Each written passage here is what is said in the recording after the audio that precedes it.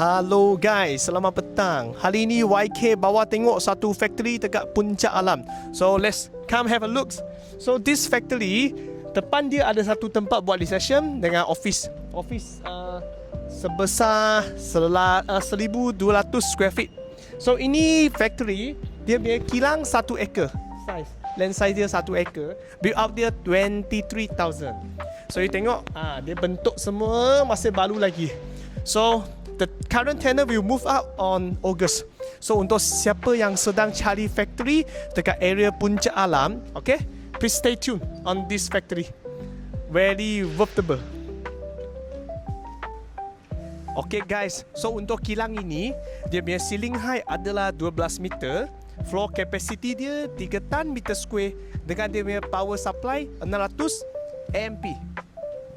Sini hujung kilang.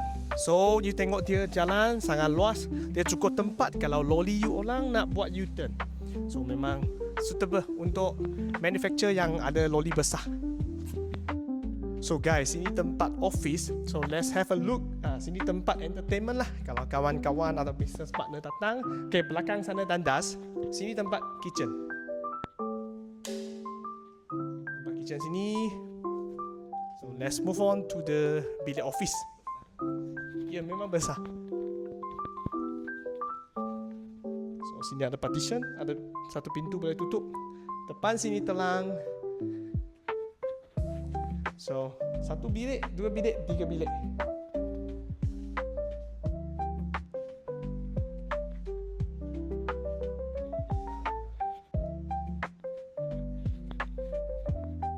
Okay, that's it.